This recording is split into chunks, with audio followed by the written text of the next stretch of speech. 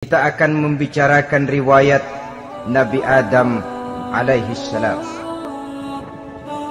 Nabi Adam diciptakan oleh Allah dari tanah dan merupakan manusia pertama serta bapa dari seluruh umat manusia. Pada saat Allah hendak menciptakan Nabi Adam, Allah berkata kepada malaikat, "Inni ja'ilun fil ardi khalifah." Aku akan menjadikan seorang khalifah di permukaan bumi. Malaikat dengan nada sedikit protes berkata, "Ataj'alu fiha may yufsidu fiha wa yasfiku ad-dima wa nahnu nusabbihu bihamdik wa nuqaddisu lak." Tuhan, apa perlunya engkau ciptakan seorang khalifah di permukaan bumi? Kelak kalau mereka berkembang biak, kerjanya hanya akan melakukan kerusakan, menumpahkan darah, saling bermusuhan satu sama lain. Sedangkan kami, kata malaikat, sudah cukup bertasbih memuji kebesaran-Mu. Allah kemudian menjawab, "Inni a'lamu ma la ta'lamun." Aku lebih tahu tentang apa yang kalian semua tidak mengetahuinya. Setelah diciptakan Nabi Adam daripada tanah, ditiupkan roh, maka Allah kemudian mengajarkan kepada Nabi Adam berbagai macam ilmu pengetahuan. Wa 'allama Adam al-asma'a kullaha. Kemudian Allah mengajarkan Nabi Adam nama-nama segala sesuatu. Nama merupakan simbol daripada ilmu pengetahuan. Nabi Adam akan dijadikan khalifah di permukaan bumi. Maka dibekali oleh Allah Subhanahu wa taala al-asma'a kullaha, nama-nama segala sesuatu. Yang dimaksud di sini ialah al-ulumal katsirah, ilmu pengetahuan yang banyak. Malaikat pada mulanya protes.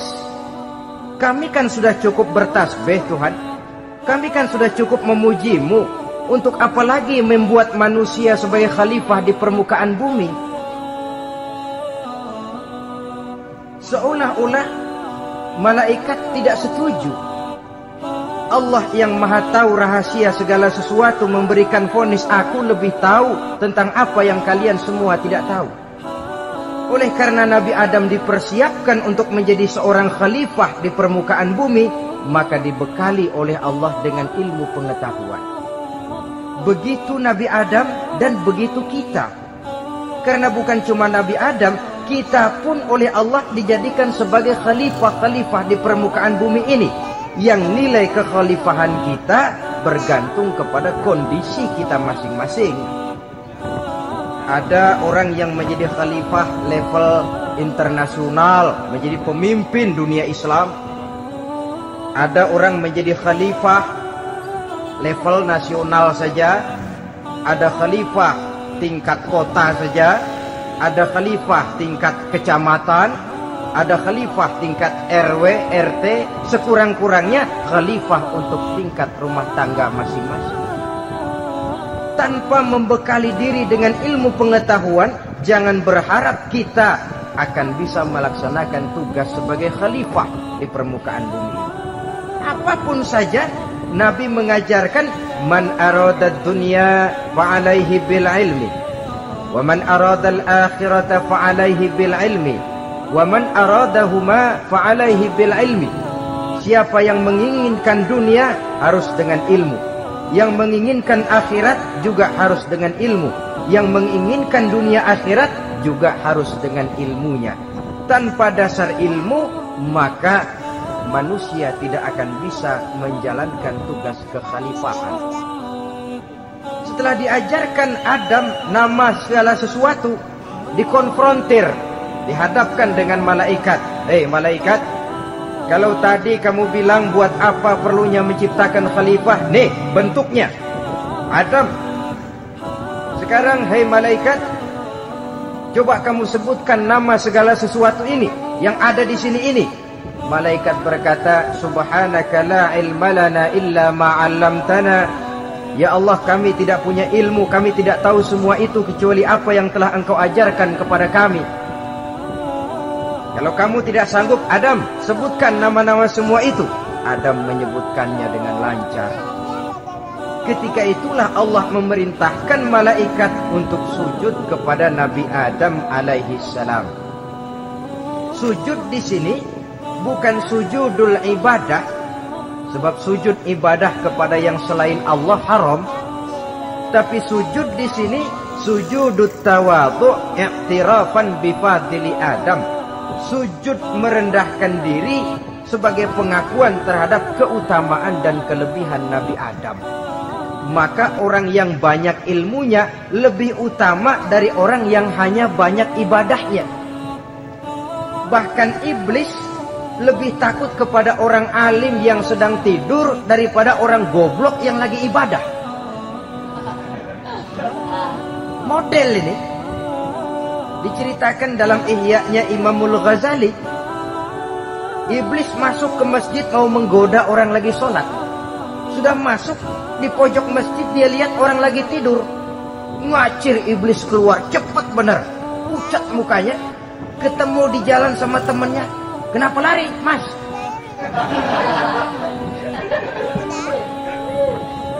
Kata temannya, saya mau goda orang sholat. Lalu tiba-tiba di pojok masjid saya lihat ada orang lagi tidur. Saya takut betul sama itu orang. Lari saya keluar. Loh, sama yang sembahyang sampean nggak takut kok, sama yang tidur takut bagaimana? Yang tidur itu orang alim. Yang lagi sembahyang itu orang goblok. Oh, godain orang goblok saya colek juga dia lupa sembahyang. Tapi orang alim ini saya takut betul. Nah, kalau diukur dengan malaikat waktu itu Nabi Adam ibadahnya lebih banyak malaikat, jelas. Sudah bertasbih, sudah bertahmid malaikat. Nabi Adam baru diciptakan. Tapi kenapa Allah perintah malaikat sujud kepada Adam? I'tirafan bi fadli Adam. Keutamaan Nabi Adam. Pantas untuk diserahi tugas sebagai khalifah mengatur kehidupan di muka bumi. Kalau malaikat yang jadi khalifah di dunia ini nggak rame dunia. Coba malaikat, material, harta nggak perlu, seksual nggak perlu. Dunia ini hambar. Justru dunia ini menjadi ramai setelah manusia diberikan fungsi sebagai malaikat, sebagai khalifah oleh Allah Subhanahu wa taala. Saudara-saudara kaum muslimin rahimakumullah, setelah nyata kelebihan Nabi Adam, maka Allah perintahkan Nabi Adam tinggal di surga dengan segala kenikmatan yang ada di dalamnya. Tapi lantaran sendirian, kesepian Nabi Adam. Allah Maha Tahu, maka diciptakannya pasangannya, yaitu Siti Hawa dari tulang rusuk yang sebelah kiri. Sehingga Nabi pernah pesan begini, Istausu bin nisa fa innahunna khuliqna min dhil'in. Hati-hati kamu ngadepi perempuan. Tolong dengar nih yang laki-laki, yang perempuan belaga budak aja dulu lah. Hati-hati kamu ngadepi perempuan. Fa innahunna khuliqna min dhil'in, karena perempuan diciptakan dari tulang rusuk sebelah kiri. Apa watak tulang rusuk? Tulang rusuk itu kan bengkok. Perempuan tuh begitu, didiemin aja bengkok terus, dikerasin patah.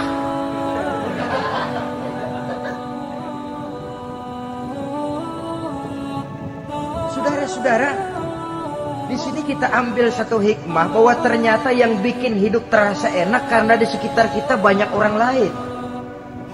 Bodoh manusia kalau dia merasa bisa hidup sendirian. Tinggal di tengah kampung tapi gayanya gaya orang tidak mau kenal dan tidak mau tahu sama tetangga.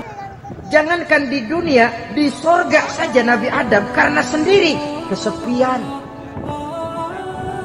Apa saudara mau tinggal di Jakarta? Apa saja di Jakarta sudahlah milik saudara. Hotel Indonesia dikasih saudara, Hotel Borobudur punya saudara, Monas buntel bawa pulang. Semanggi ambil, tapi di Jakarta saudara tinggal sendirian. Kira-kira enak nggak? Ternyata yang bikin hidup terasa nikmat karena di sekitar kita banyak orang lain.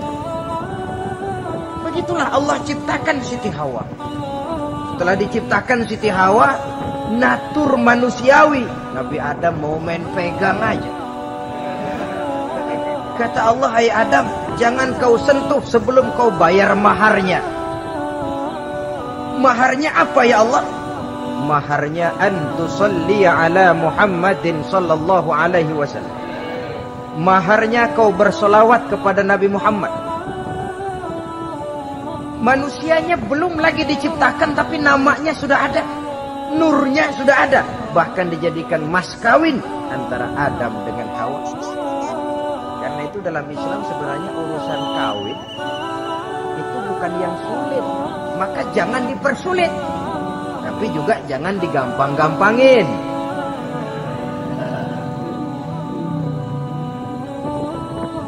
Artinya yang namanya mahar ini, walaupun cuma sebentuk cincin besi kalau orang sangat tidak mampu, bahkan dengan mengajarkan Fatihah saja sah. Saya terima nikahnya Fulanah binti Fulan, dengan mas kawinnya saya ajarkan dia surah Fatihah. Kalau memang kere betul, tidak punya apapun, sah sudah. Agama ini mudah, karena itu jangan dipersulit, tapi juga jangan digampang-gampangin. Setelah itu Allah memerintahkan, ya Adam uskun anta wa zawjukal jannah.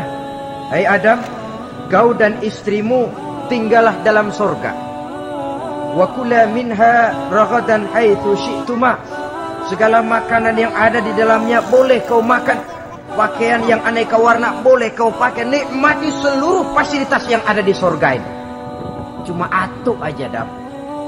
Yang lain boleh dah. Mau ngapa pakai atuk aja jangan.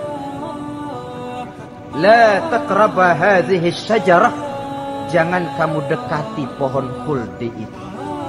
Dekat saja jangan. Apalagi sampai metik. Jangan Adam. Saudara, ma'asyiral muslimin, itulah watak manusia. Kalau ada 10 persoalan, yang 9 boleh, yang 1 tidak boleh, yang tidak boleh yang bikin dia penasaran. Gua pengen tahu ngapa kagak boleh sih. Timbul penasaran. Apalagi iblis selalu berusaha. Sebab pada waktu malaikat disuruh sujud, semuanya sujud kepada Adam. Iblis tidak mau sujud. Tuhan tegur, iblis, kenapa kamu tidak mau sujud? Mana mungkin Tuhan, saya kan dibikin dari api, kata iblis. Adam dari tanah. Unsur api lebih mulia dari unsur tanah. Masa saya harus tunduk kepada Nabi Adam? Gengsi dong. Adam kan anak kemarin sore, baru dibikin. Masa saya harus tunduk kepada orang yang macam itu? Ini kan perintah aku iblis. Kalau kau tidak mau tunduk, keluar dari surga ini. Terusir iblis dari surga karena kesombongannya tidak mau sujud kepada Allah. Nah, logika, kalau udah di surga aja sombong diusir, apalagi yang masih tinggal di pinggir kali sombong.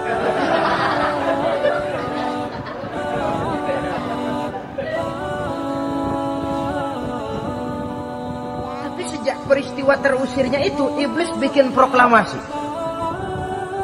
Apa proklamasi iblis? Rabbi fanzirni ila yaumi yub'atsun. Ya Allah, gara-gara Adam saya diusir dari surga. Saya minta kepadamu ya Allah, beri saya kesempatan sampai hari manusia dibangkitkan.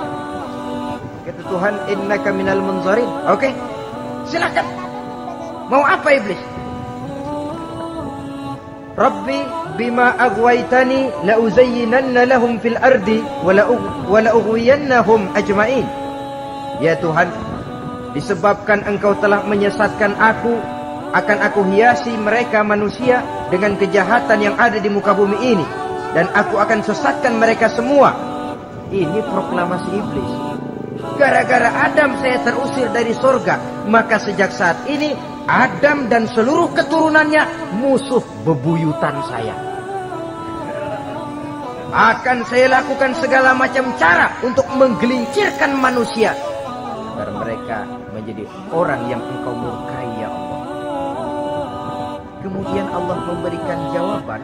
Dialog ini saudara bisa lihat dalam surah Al-Hijr ayat 40, 41 sampai 44. Kata Allah apa? Inna ibadi laisa laka alaihim sultanun illa man ittaba'aka minal ghawin. Silahkan iblis. Yang lain barangkali bisa kau goda, kecuali hamba-hambaku yang benar-benar hambaku. Engkau tidak akan punya daya mempertipu mereka. Engkau tidak akan punya kemampuan menggelincirkan mereka, kecuali kalau memang mereka sudah mau ikut pengaruh. Sepanjang mereka benar-benar menjadi hambaku, kata Allah, hamba Allah yang sebenarnya, mereka di luar kekuasaanmu, iblis.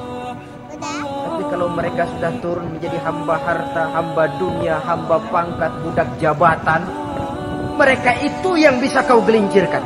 Selama mereka masih tetap sebagai hambaku, kata Allah, mereka di luar jangkauan kekuatan dan kekuasaan.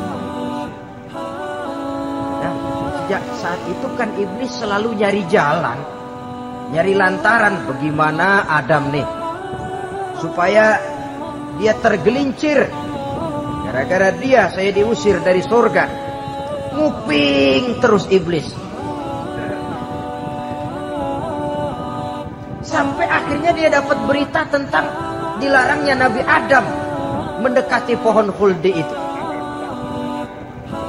Satu hari dengan muka sedih, iblis itu the best actor, aktor ulung dia.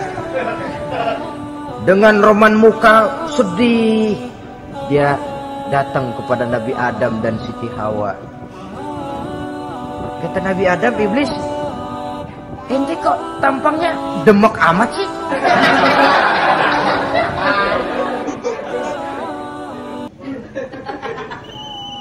Kenapa begitu sedih? Adam, saya sebenarnya tidak ada yang bikin saya sedih. Cuma saya dapat berita bahwa engkau tidak akan selamanya di dalam surga ini. Wah Adam, kalau engkau bisa tetap tinggal di surga bersama istrimu, alangkah bahagianya saya, kata iblis. Tapi saya dapat kabar ente nggak bakalan lama-lama di surga. Buktinya ente dilarang makan buah khuldi. Khuldun artinya kekal. Kalau kau makan buah itu, kau akan kekal di surga, Adam. Tuhan gak pengen, makanya dilarang. Wa qasamahuma inni lakuma laminan nasihin. Untuk memperkuat omongannya, sumpah si iblis. Bener Dam, saya sih ngomong cuma buat kepentingan ente. Saya sayang sama ente. Yang tahu cuma saya dah. Bicaranya seolah-olah untuk kepentingan Nabi Adam. Sebenarnya tujuannya tidak lebih menjerumuskan Nabi Adam. Begitu iblis zaman dulu, zaman Adam, dan begitu iblis zaman sekarang. Seolah-olah bicaranya untuk kepentingan umat Islam, tapi sebenarnya tujuannya ngelecehin, memperdayakan umat Islam. Dia bilang kepada Adam, saya sih cuma ngasih saran Adam, kalau ente pengen selamanya di surga, petik aja tuh buah, pokoknya beres dah. Itu si Tuhan ngelarang jaboongin doang lo, supaya kau dan istrimu tidak lama-lama di surga, maka dilarangnya kau memakan buah khuldi itu. Udah, embat aja. Saudara-saudara, tipu daya iblis ini bisa kita baca dalam surah Al-A'raf ayat 20 sampai ayat 22. Nabi Adam tergoda, ditambah oleh bujuk rayu Siti Hawa. Nabi Adam yang setengah hati itu akhirnya terpancing betul. Sebab itu perempuan, walaupun peranannya tidak begitu kelihatan, tapi memang sangat menentukan. Tidak ada seorang suami bisa sukses jadi apapun dia tanpa peran serta istrinya. Karena itu sebagai muslim, kita punya teman hidup dan kita punya lawan hidup. Siapa teman hidup kita?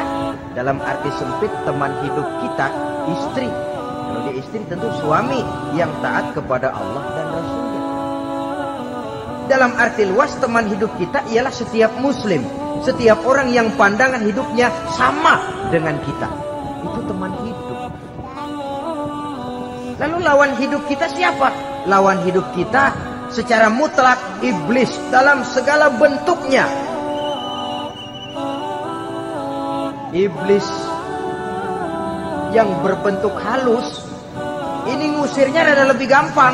Konon ya, iblis setan itu kalau dengar orang azan kan lari. Takut ya, dibacakan bismillah, minggir. Yang sulit diusir ini iblis yang berbentuk manusia. Diazanin nyengir.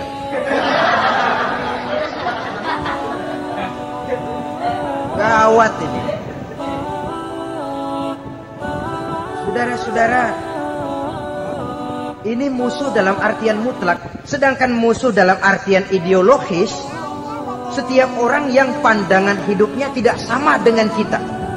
Bahasa langsungnya, setiap orang di luar Islam secara ideologis, ya. Adapun secara manusiawi, kita tetap toleransi, saling menghormati, setuju dalam perbedaan pendapat, kembali kepada prinsip lakum dinukum. Kewajiban saling menghormati sesama manusia, tapi secara ideologis tidak ada kompromi. Begitulah Nabi Adam tergoda. Dan begitulah iblis selalu menggoda keturunan-keturunan Nabi Adam sampai kepada kita sekarang ini. Tiap kali kita hendak melakukan berbagai kebaikan, iblis ini mulai bisik kasak kusuk, gesek. Saudara tadi dari rumah mau berangkat niat dengerin ceramah macam ini. Apa dikira iblis enggak? Wah, gatal iblis. Kata iblis, alah jangan bertingkah lah dengerin ceramah. Ceramah mah urusan 70 ke atas. Ente masih muda, berjuang kita. Jihad, bismillah. Tidak, saya mau dengar ceramah. Berangkat kita ke tempat ini. Sampai di sini apa dikira iblis diam? Enggak. Dia bisikin lagi. Ngomong aja ngomong dah. Ustaz mah jangan didengerin, ngomong aja udah. Perang lagi jihad, saya nggak mau ngomong, mau dengerin betul-betul. Kata iblis, iya lo dengerin dah, jangan ngomong, cuma pulas.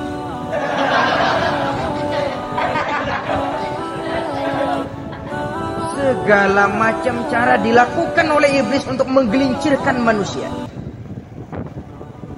Ketika Nabi Adam mengambil buah kuldi itu, datanglah murka Allah. Adam, seolah-olah kalau bahasa kita, kelewatan kamu ada. Dari belum ada, aku ciptakan kau. Barangkali kau merasa kesepian, aku ciptakan Hawa. Aku tinggikan derajatmu dari malaikat sampai malaikat sujud kepadamu. Aku perintahkan kau tinggal di surga dengan seluruh fasilitas yang ada di dalamnya. Cuma satu yang aku minta, jangan dekati pohon khuldi, engkau tidak sanggup Adam. Keluar dari surga ini. Terusir Nabi Adam dan Siti Hawa dari surga. Turun terpisah lagi. Ya Allah. Orang itu kalau biasa susah, ketemu susah sih menglalap namanya. Makanannya, tapi biasa seneng ketemu susah. Ini yang kalau tidak kuat mental. Tengoklah zaman sekarang kan nih, kalau tuan-tuan rajin baca pos kota, kayaknya nyawa murah bener. Pasal duit 100, nyawa hilang. Pasal diputusin pacar, begon di tengah. Gantung diri pakai tali plastik. Murah betul kelihatannya jiwa itu. Pantas kalau Nabi pernah katakan irhamu salasatan minan nas, sayangilah 3 macam manusia. Pertama, azizan zalla, orang mulia yang jatuh hina. Pejabat tinggi kalau pensiun kesian bener. Ya Allah, udah nggak ada yang ngasih hormat, tanda tangan nggak laku. Azizan zalla, orang mulia yang jatuh hina. Yang kedua, ghaniyan qad iftaqara, orang kaya jatuh miskin. Dari hidup serba ada jatuh melarat. Yang ketiga, faqihan yal'abu bihil juhal, ahli fikih ngerti hukum tapi dipermainkan oleh orang-orang bodoh yang kebetulan punya kekuasaan. Lalu keluar fatwa sesuai dengan pesan sponsor. Yang halal bisa jadi haram, yang haram dibikin remeng-remeng. Ahli fikih dipermainkan oleh orang bodoh. Kasihan. Terpisah Adam dengan Hawa ini. Adapun Nabi Adam turun menyesal dengan seluruh kesalahannya, sujud, taubat, menangis. Menurut riwayat 300 tahun beliau sujud seraya membaca Rabbana zalamna anfusana wa illam taghfir lana wa tarhamna lanakunanna minal khasirin. Ini doanya Nabi Adam, ya Allah, kami telah zalim kepada diri kami sendiri. Andai kata Engkau tidak kasihan, tidak memberikan ampun kepada dosa yang kami lakukan, sungguh kami termasuk ke dalam golongan orang-orang yang rugi. Ini yang dibaca Nabi Adam dalam taubatnya. Di akhir taubatnya, Nabi Adam munajat kepada Allah, ya Allah, dengan kebesaran Muhammad ampunilah dosa saya. Allah tegur, kaifa araftahu ya Adam walam akhluqhu.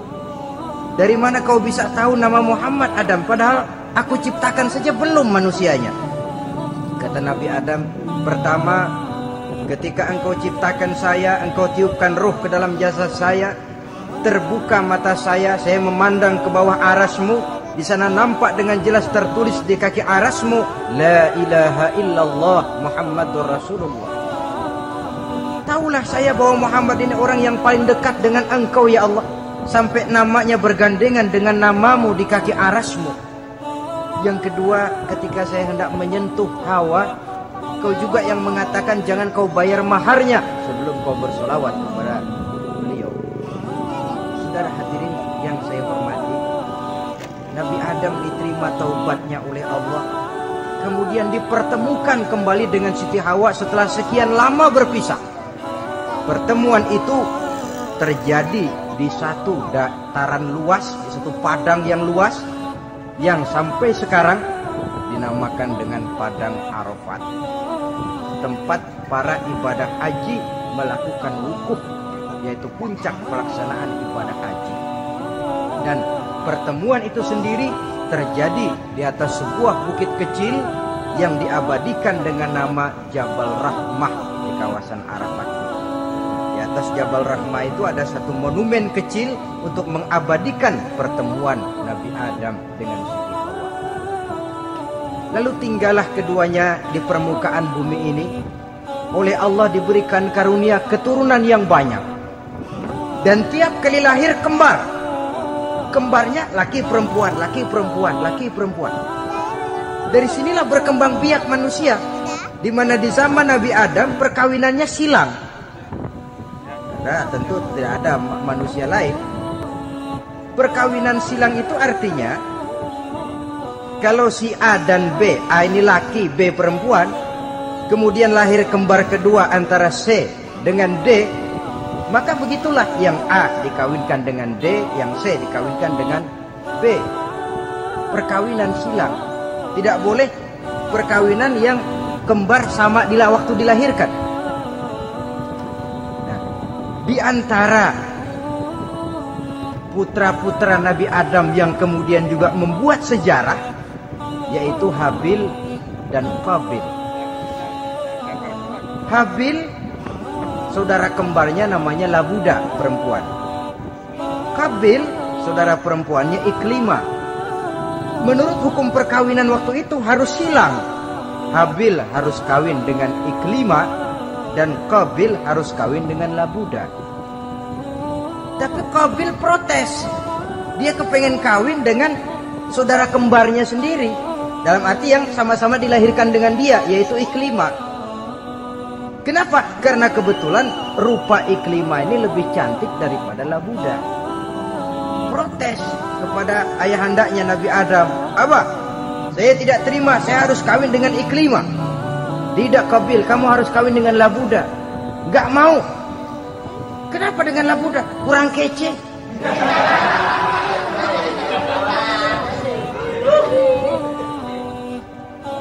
Bertengkar, Nabi Adam tidak berhasil menyelesaikan, lalu diserahkan saja kepada Allah.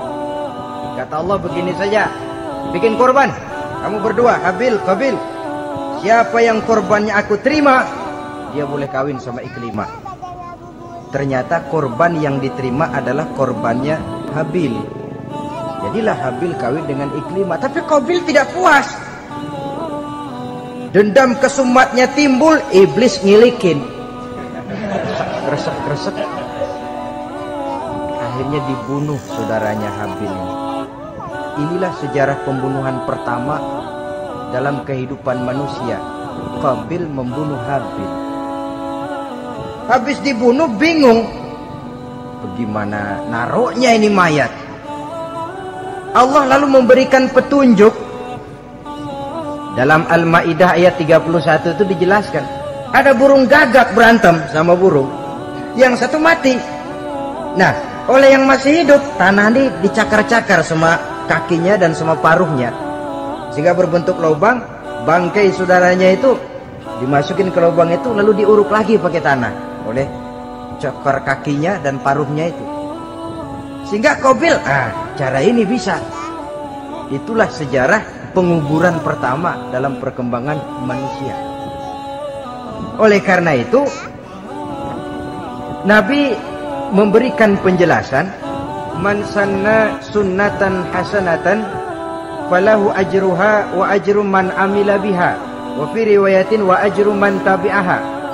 Siapa orang yang melakukan satu kebajikan, dia akan mendapat pahala dan pahala dari orang-orang yang mengikuti kebaikannya. Misalnya saudara membentuk pengajian, ramai pengajian saudara, 1000 orang yang datang ngaji, 1000 orang saudara dapat pahala. Sponsor kebaikan. Sebaliknya, wa man sanna sunnatan sayyi'atan falahu ismuha wa ismu man amila biha, ay wa ismu man tabi'aha. Siapa yang memulai suatu kejahatan, dia akan mendapat dosa dan dosa dari orang-orang yang melakukan atau mengikuti kejahatannya. Umpamanya saudara mengadakan pesta, lalu dalam pesta itu terjadi segala macam maksiat, maka seluruh maksiat yang terjadi malam itu di tempat itu, saudara ikut dapat dosanya. Kenapa? Sponsor. Tiap kali ada pembunuhan, Qabil dapat andil dosa. Kenapa? Sponsor. Tapi kalau 2 orang muslim, ini masalahnya Habil nggak ngelawan kan, dibunuh. Tapi kalau 2 orang muslim berkelahi, kata Nabi apa? Apabila 2 orang muslim saling berbunuh-bunuhan, maka al-qatil wal maqtul finnar. Baik yang membunuh ataupun yang dibunuh, dua-duanya neraka. Sahabat heran, ya Rasul, kalau yang ngebunuh masuk neraka pantas, tapi ini yang dibunuh kenapa neraka juga? Soalnya sama-sama niat, cuman keduluan aja. Itu kan masalahnya. Andai kata dia nggak terbunuh, dia yang akan membunuh. Niat itu sudah ada. Dan kalau Habil ini dia tidak punya niat membunuh, dia memang dibunuh oleh Qabil. Saudara-saudara kaum muslimin rahimakumullah. Lalu dari situlah berkembang biak keturunan Nabi Adam alaihi salam. Sehingga dengan demikian bisa kita katakan sebagai satu konklusi. Pertama, bahwa manusia adalah makhluk Allah yang menempati kedudukan tertinggi dan berasal dari Nabi Adam sebagai manusia pertama. Dengan malaikat sekalipun, manusia sebenarnya lebih tinggi. Kapan? Kalau dia tetap benar-benar sebagai hamba Allah yang membekali diri dengan ilmu pengetahuan. Laqad khalaqnal insana fi ahsani taqwim. Kami ciptakan manusia dalam bentuk yang paling baik. Dan ketinggian manusia itu tidak ditentukan oleh bahan-bahan dari mana manusia diciptakan, tapi ditentukan oleh adanya roh yang ditiupkan ke dalam jasadnya dan kemampuan yang ditimbulkan oleh nilai-nilai rohaniah tadi. Kalau secara biologis kita ini semua bahannya sama. Dari saripati mak tanah yang menghasilkan buah yang dimakan oleh mak bapak kita, membentuk hormon, menghasilkan sperma, terjadi kerjasama yang baik antara ibu dan bapak, sehingga kemudian melahirkan kita ke alam dunia ini. Secara biologis bahan kita sama, dan tidak itu yang menentukan ketinggian manusia. Walaupun keturunan juga mempengaruhi, sebab sekarang ada istilah ramai orang bicara bayi tabung. Dan majelis ulama sudah memberikan fatwa kalau spermanya itu berasal dari sang bapak, tidak jadi masalah. Tapi kalau dari orang lain, haram. Yang lebih celaka lagi di negara maju, tidak lewat proses alam rahim. Jadi dalam satu tabung yang diberikan suhu yang mirip dalam kandungan, di situ dipertemukan antara sperma, air mani laki-laki, dengan ovum, air mani perempuan. Diberikan suhu yang mirip dalam kandungan, dan itu diharapkan bisa menghasilkan manusia lewat tabung kaca itu.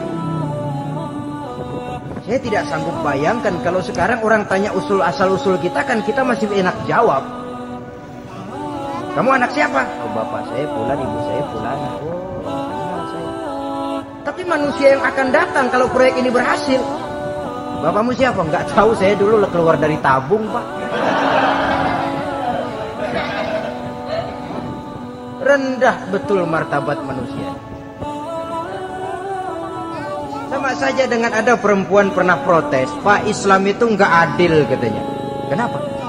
Masa dalam Islam laki-laki boleh kawin lebih dari satu, tapi perempuan nggak boleh kawin lebih dari satu? Supaya sama-sama adil, boleh dong perempuan punya laki lebih dari satu. Saya bilang justru disitulah Islam itu hendak menjaga martabat manusia. Kalau seorang suami punya istri empat-empatnya lalu hamil, bapaknya jelas. Tapi kalau perempuan satu punya suami 4 lalu hamil, bapaknya yang mana ya?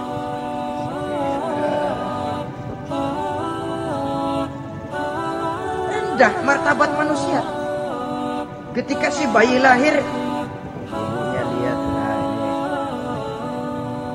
jidatnya kayak si nanya. Ah, sudah, ini anakmu saja nih, jidatnya jidat kamu. Kata, antar dulu jidat saya, tapi kuping B ini nggak mau saya. Terkatung-katung si anak tanpa tahu kemana dia mesti manggil bapak. Ibu daftarin anak ke sekolah, Pak Guru tanya lagi, ini bin siapa, Bu? Bingung lah, udah tulis Bu bin rame-rame.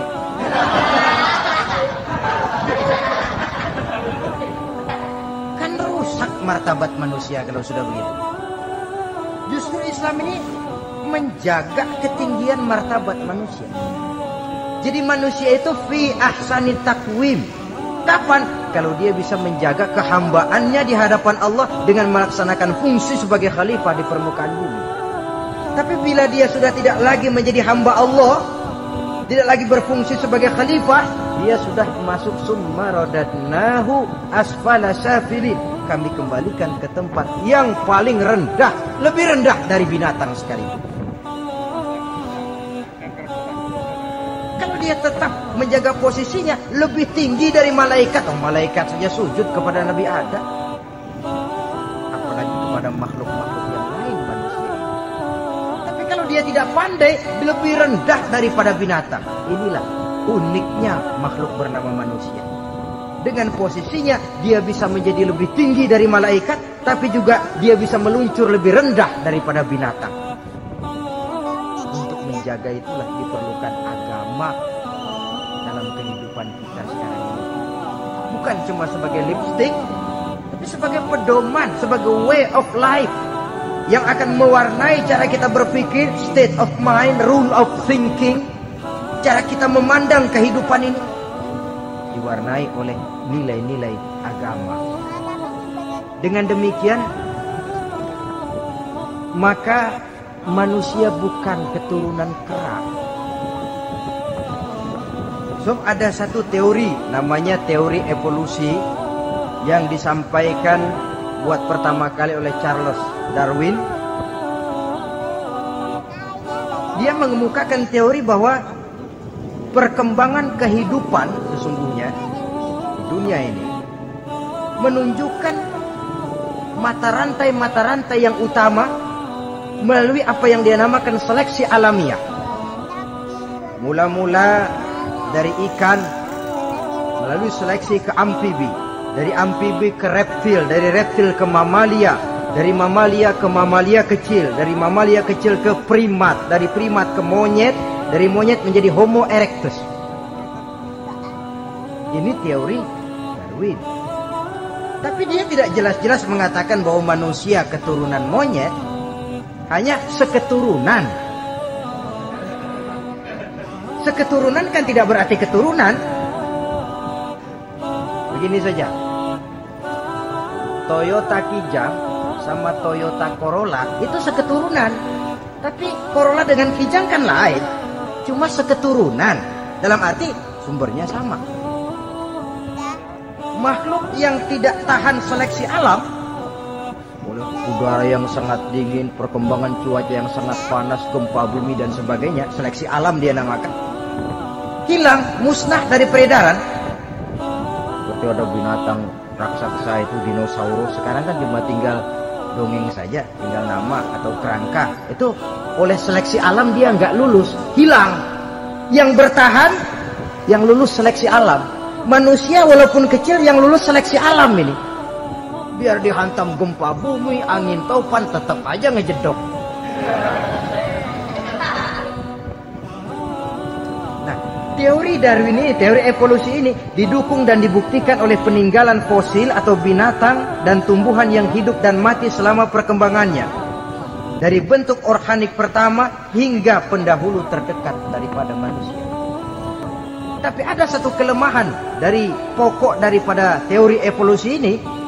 Pertama, garis perkembangan dari Homo erectus, yakni manusia jalan tegak, macam gorila gitu, sampai kepada manusia mutaakhir masih belum menentu. Artinya, oke lah, kalau manusia seketurunan dengan kera, batas antara manusia yang wujud sekarang dengan manusia purba itu apa yang menjadi penghubung? Monyet tidak mungkin. Ini dianggap mata rantai yang hilang, missing link namanya dalam istilah ilmiahnya. Dan ini masih dicari sampai sekarang. Kalau pendahulu terdekat manusia mutaakhir ini manusia purba, katakan Homo erectus, manusia jalan tegak. Lalu generasi sudah itu sebelum berbentuk manusia apa? Ternyata sampai sekarang masih ada missing link, mata rantai yang hilang. Lalu yang kedua, teori evolusi berhenti kepada manusia mutaakhir. Kalau memang kita manusia sekarang ini hasil evolusi, tentu kita akan terus berevolusi lagi. Dan akan jadi apa kita nanti? Ternyata sudah ribuan tahun manusia tetap manusia begini-begini aja. Tidak berevolusi kita ini. Apa lalu matanya jadi cuma satu di tengah? Hasil evolusi kan tidak. Tidak berevolusi. Jadi kembali kepada Quran, manusia pertama adalah Nabi Adam, dan manusia-manusia berikutnya keturunan daripada Nabi Adam, dan bukan hasil evolusi daripada monyet. Juga tidak akan berevolusi kemana-mana. Kalau demikian, benarkah teori evolusi? Untuk mengatakan mutlak benar, bukan wewenang kita. untuk mengatakan salah total, juga kebenaran ilmu adalah relatif sebagai relatifnya daya pikir manusia. Di samping dia harus membuktikan kebenarannya, maka kebenaran ilmiah adalah kebenaran yang relatif dan temporer. Contoh kecil saja. Dulu orang berteori bahwa bagian yang terkecil dari satu benda namanya molekul, kan begitu? Molekul ini nggak bisa dibagi-bagi. Bagian yang paling kecil dari satu benda namanya molekul. Ilmu terus berkembang. Ternyata molekul sebenarnya terdiri daripada atom. Atom itulah bagian terkecil dari satu benda yang nggak bisa dibagi-bagi. Nah, berubah sudah teori pertama. Tidak jadi molekul sekarang. Atom. Belakangan rupanya atom masih tersusun dari partikel-partikel. Partikel inilah bagian yang terkecil dari satu benda. Berubah lagi sudah. Dan tidak mustahil akan ada penemuan bahwa partikel pun masih bisa dibagi-bagi lagi. Begitu juga dengan teori evolusi ini. Sehingga beberapa ahli semacam Dr. Charles Oxnard, Dr. Jane Paul Hallett dari Chicago dan California, mereka sudah membantah teori evolusi ini. Namun masalah paling pokok dari kita ialah kita diciptakan oleh Allah berasal dari Nabi Adam alaihi salam. Nabi Adam diciptakan dari tanah. Dan kita bukan hasil dari evolusi, juga tidak akan berevolusi. Nah, lalu kepada makhluk bernama manusia diberikan fungsi sebagai khalifah di permukaan bumi ini. Ini yang dulunya malaikat protes. Sebagai khalifah, tugas kita apa? Khalifah Allah di muka bumi. Menerjemahkan sifat Allah sesuai dengan batas-batas kemanusiaan kita. Allah Maha Pengasih, berusaha kita pengasih kepada makhluk sesuai dengan batasan manusiawi kita. Allah Maha Menolong, ringan tanganlah kita menolong orang yang memerlukan sesuai dengan batas kemampuan kita. Fungsi khalifah. Untuk bisa berfungsi sebagai khalifah secara baik, kita harus mempunyai modal yang dinamakan ilmu pengetahuan. Dan Islam sangat menggalakkan itu. Jauh dulu 14 abad yang lalu, dari desa kecil yang bernama Mekah yang peta belum muat, orang di dunia belum kenal, sudah keluar seruan utlubil ilma walau bisin, tuntutlah ilmu walaupun di negeri Cina. Ngomong Cina di Mekah, padahal Mekah waktu itu belum masuk peta, belum dikenal orang. Sudah ada revolusi ilmu dan budaya. Belajar walaupun harus nyebrang ke negeri Cina. Lalu ada lagi misalnya alimu auladakumus sibahata warrimayah, kata Nabi. Ajarkan anakmu renang dan lempar lembing, lempar cangkang, olahraga. Satu tanda Islam agama masa depan. 14 abad yang lalu di Saudi Arabia, Nabi mengajarkan ajari anakmu berenang. Kalau Islam agama untuk orang Arab saja, mau berenang di pasir. Tapi wawasan pandangannya luas. Bahwa Arab sebagian besar memang Islam, betul, tapi Islam bukannya Arab, itu juga jelas. Sepanjang kita masih menjadi khalifah Allah, maka sepanjang itu kita fi ahsani taqwim. Nah, sebagai khalifah Allah kita bertugas membudidayakan alam ini. Kita kadang-kadang terlalu. Ada ayat, wa ma min dabatin fil ardi illa 'ala Allahi rizquha. Semua yang melata di muka bumi dijamin rezekinya oleh Allah. Ayat itu betul. Hak karena datang dari Allah. Bahwa rezeki disediakan di muka bumi memang. Tapi rezeki itu tidak turun begitu saja laksana jatuhnya embun di waktu pagi. Kita harus berusaha. Dan usaha manusia mencari rezeki lain dengan ayam. Kalau ayam dari tahun atu. Jadi rezekinya tuh modalnya cuma ceker patok. Coba. Dari tahun 1 ayam asal punya ceker, punya patok, sudah dapat rezeki dia. Nggak perlu masuk TK, SD, SMP. Tapi manusia cari rezeki, apalagi zaman sekarang. Persaingan hidup tajam, lapangan kerja sulit, tensi ekonomi tinggi. Masuk sekolah urusan, tamat sekolah urusan. Kadang-kadang dilema juga, masuk perguruan tinggi negeri sulitnya setengah mati kayak onta masuk ke lubang jarum. Masuk perguruan tinggi swasta yang favorit biayanya selangit. Artinya tanpa membekali diri dengan ilmu, keahlian, skill, kemampuan, fungsi sebagai khalifah sulit untuk bisa kita laksanakan. Saudara-saudara kaum muslimin yang berbahagia, kalau fungsi khalifah ini mampu kita laksanakan, iblis putus asa sudah. Sebagai khalifah, di satu pihak kita menyembah hanya kepada Allah, di lain pihak kita membudidayakan alam ini. Ada apa sih di perut bumi? Minyak, gas, timah, emas. Ada apa sih di lautan? Pelajari lewat oceanografi, membudidayakan alam. Air sungai supaya arusnya nggak mengalir mubazir, ada manfaatnya, bisa menimbulkan energi yang menghasilkan tenaga listrik, bisa mengairi persawahan, irigasi. Bikin apa? Bikin dam, membudidayakan alam. Tapi juga mengislamkan budidaya itu. Bahasanya mengkulturkan natur, mengislamkan kultur. Membudidayakan alam dan mengislamkan budi dan budaya manusia. Sehingga apapun yang kita kelola dari alam ini nantinya akan untuk menunjang tugas sebagai khalifah, sujud kepada Qadhi Rabbul Jalil. Saudara-saudara, maka bersyukur kita oleh Allah dijadikan manusia.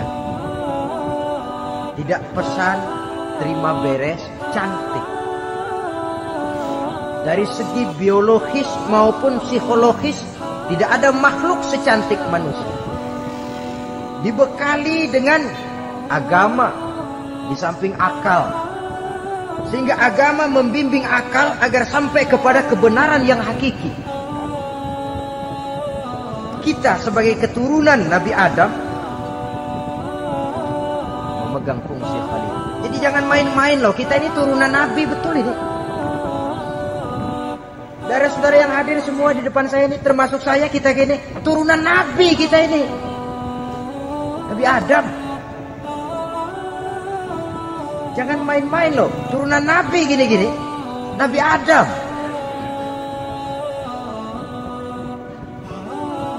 Sayang kalau posisi yang tinggi kita tidak melaksanakan fungsi yang tinggi. Sayang betul.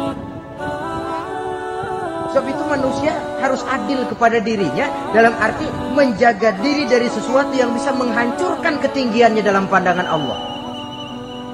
Jadi kalau kita sudah lemparkan diri ke meja judi, hanyutkan diri ke tempat mabuk, hancurkan diri di tempat maksiat, itu sudah tidak adil kepada diri sendiri. Tidak bisa menjaga ketinggian yang diberikan Allah kepada kita. Dikasih baju bersih, dicemplungin di comberan, diinjek-injek lagi. Kita ini diciptakan fi ahsani taqwim. Masa mau turun berbuat seperti binatang, itu makhluk rendah? Masa mau mengikuti tipu dayanya iblis, yang dia sudah proklamasikan bahwa itu musuh bebuyutan kita? Innahu lakum aduwwum mubin. Setan musuhmu yang jelas dalam segala bentuknya. Saudara-saudara, untuk berfungsi sebagai khalifah ini sekali lagi bekali diri dengan ilmu pengetahuan. Dan ilmu itu di zaman kita sekarang tentu kalau Nabi Adam diajari langsung oleh Allah, wa 'allama Adam al-asma'a kullaha. Nah, kalau kita menunggu Tuhan ngajarin, geblek terus. Ya tidak mustahil Allah memberikan ilmu yang disebut ilmu laduni, ya.